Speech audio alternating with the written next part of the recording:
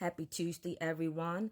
As we move into our national celebration of Juneteenth, I want to bring two books to you. One book you're probably already familiar with, and that is my most recent release, Harriet's Escape. And it fits very nicely as we dovetail into this Juneteenth holiday. But I really want to talk about Miss Nikki M. Taylor's work, Brooding Over Bloody Revenge. I read this book several months ago.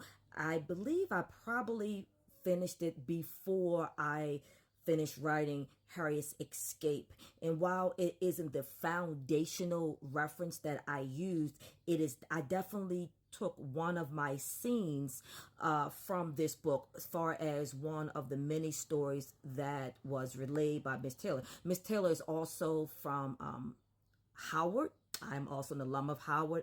I received my master's there, in which I major in Black politics, focus on American government and political science. So shout out to HU and any other HBCU.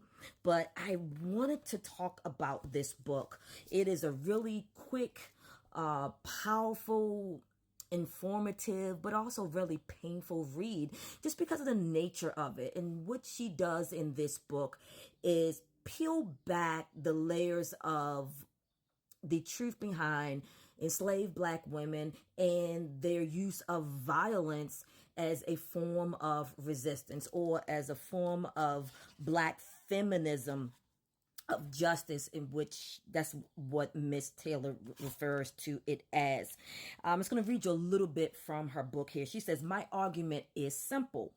Enslaved women did, in fact, resist slavery with deadly violence, and when they did, their own ideas about injustice were a central motivation." And she also, at the very beginning, what I just read to you is from her introduction. So at the very beginning, she talked about the fact that the enslaved women and them using violence to resist enslavement is something that's not really talked about. When you think about slave rebellions, violence against slavery, that typically falls within the Black male domain, at least as far as how it's really put out there in the media, in history books, as far as what is readily consumed. And so she really pulled back the layer and talked about the fact that no, you had so many women who also used violence as a form of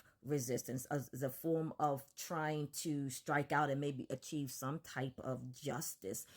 And so when I read it, there are no happy endings here. All these people have long since passed away. Many of them paid the ultimate death penalty punishment for taking the life of a white slave owner, be it a male, a female, or sometimes actually a child. And so you really think about the conditions under which these women were subjected, where they felt that violence was justified.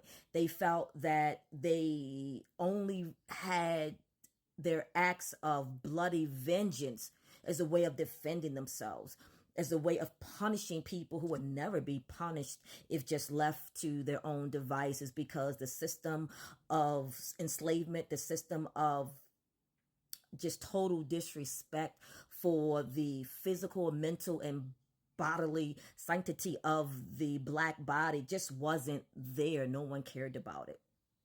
So there's no justice to be found there. Let me read you just a little bit. She says, "First and foremost, Black feminist thought prioritizes Black women's voices and lived experiences, which deepens our understanding of and appreciation for them as historical agents. Secondly, this theory appreciates that Black women's relationships to their families and communities reign supreme and dictate much of what they feel and do. In other words, Black feminist thought is a community-centered perspective. A significant feature of Black feminist thought is intersectionality, or the idea that the racial, gender, class, status, oppression that determine Black women's lived experiences in relationship to power are interlinked or intersectional. Black feminist thought seeks collective psychological liberation as a goal. Finally, it insists on respecting women, Black women, and Black people's humanity. So I highly recommend this book. It's a short read, and each of the chapters she tells the story of another Black woman, enslaved woman, who sought justice through bloody violence. And so most of Harriet's escape deals with non-violent forms of resilience. It's in there, but of course not in the way that Miss Taylor expresses in her work. But I reached a chapter in Harriet's escape, and I wanted to talk about or display this type of resistance to enslavement. And while I will not read you the entire section, that I really use this as a foundational work, I will read you a piece of it. And in this section, the character of Harriet and the character of John, who's Harriet's husband, they are forced to observe the execution of this enslaved woman. And I begin. So there they stood together, forced to witness the public execution of an enslaved Birdfolk female. Harriet knew the story.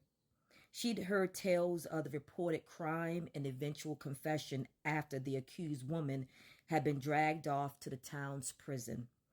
The old workhouse served as a jail and a holding area for saleable Birdfolk. John's arm settled around her shoulders, holding her close, but he lowered his mouth to an ear. I heard she used an axe on the Harpy Feet family. It got them when they slept, husband and wife, even the baby. Gossip traveled fast, especially in a town where different types of people were more likely to mix than they would in rural areas.